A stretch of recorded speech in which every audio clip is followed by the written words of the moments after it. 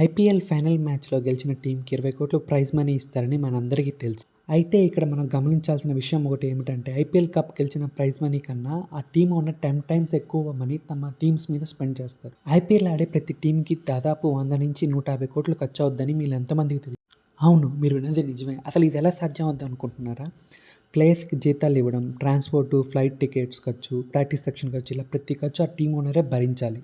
Kavya Maran Sun Network founder and chairman అయిన కళానిధి మారన్ గారి కూతురు. ఇప్పుడు మనం టీవీలో చూసిన జెమినీ ఛానల్స్ అన్నిటికీ వీళ్ళే ఓనర్స్. 2012లో హైదరాబాద్ టీంని సన్ నెట్వర్క్ ఫౌండర్ అయిన కళానిధి మారన్ గారు హ్యాండ్ ఓవర్ చేసుకున్నారు. ముంబై ఇండియన్స్ టీమ్ ఓనర్గా ముఖేష్ అంబానీ గారి భార్య అయిన నీతూ అంబానీ గారు ఉన్నారు. కేకేఆర్ టీమ్ ఓనర్ మనందరికీ తెలుసు షారుఖ్ ఖాన్ గారు. అలాగే Punjab team owner Bollywood heroine Preity Zinta గారు ఉన్నారు. ఇలా ప్రతి ఐపీఎల్ టీంకి ఏదో పెద్ద బిజినెస్ మ్యాన్ లేదా బిగ్ సెలబ్రిటీ ఓనర్గా ఉండడం మనం చూస్తూ వస్తున్నాం.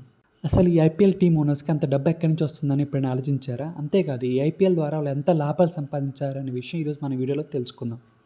మనలో చాలామందికి తెలియని విషయం ఏమిటంటే కరెక్ట్‌గా ఐపీఎల్ స్టార్ట్ అయ్యే 1 ఇయర్ ముందు ఐసీఎల్ అనే క్రికెట్ లీగ్ స్టార్ట్ అయింది. ICL full form Indian cricket league. ఈ క్రికెట్ లీగ్‌ని ఒక ప్రైవేట్ సంస్థ అయిన జీ ఎంటర్టైన్మెంట్ ఆర్గనైజ్ చేసేది. దీనికి బీసీసీఐకి ఎలాంటి సంబంధం ఉండేది కాదు. ఐసీసీఐ అండ్ బీసీసీఐకి ఐసీఎల్ అంటే ఇష్టం ఉండేది కాదు. ఎవరైనా ఇండియన్ ప్లేయర్స్ వెళ్ళి ఐసీఎల్ ఆడాలనుకుంటే లైఫ్ టైం బ్యాన్ విధిస్తామని బీసీసీఐ అనౌన్స్మెంట్ చేసింది. దీంతో ఏ ఇండియన్ ప్లేయర్స్ కూడా ఐసీఎల్ ఆడడానికి ముందుకు రాలేదు. ఆ తర్వాత ఐసీఎల్ అనే టోర్నమెంట్ మెల్లగా కనుమరుగైపోయింది. ఇదంతా పక్కన పెడితే ఐపీఎల్ టీమ్ ఓనర్స్కి చాలా రకాలుగా డబ్బులు వస్తాయి. Number 1 title sponsor.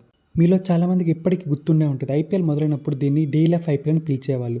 ఆ తర్వాత Pepsi IPL, Vivo IPL, present ఇప్పుడు టాటా ఐపీఎల్గా పిలుస్తూ వస్తున్నారు. ఇలా టైటిల్ స్పాన్సర్ నుంచి వచ్చిన మనీని 50% బీసీసీఐ తీసుకుంటుంది. మిగిలిన 50% ఐపీఎల్ టీమ్ ఓనర్స్కి ఇస్తుంది. Number 2 official sponsor. Title sponsor లాగే కొన్ని కంపెనీలు ఐపీఎల్ని స్పాన్సర్ చేస్తూ ఉంటారు. For example CA tyres, dream 11, Tata new, cred ఇలా కొన్ని కంపెనీలు బీసీసీఐకి కొన్ని కోట్లు ఇస్తున్నాయి. ఇలా అఫీషియల్ స్పాన్సర్ నుంచి దాదాపు 200-250 కోట్ల లాభం వస్తుందని ఒక అంచనా. ఇలా అఫీషియల్ స్పాన్సర్ నుంచి వచ్చిన మనీని 50% బీసీసీఐ తీసుకుంటే మిగిలిన 50% టీమ్ ఓనర్స్ తీసుకుంటారు. మీకు గనక ఈ వీడియో నచ్చితే ప్లీజ్ లైక్ అండ్ సబ్స్క్రైబ్.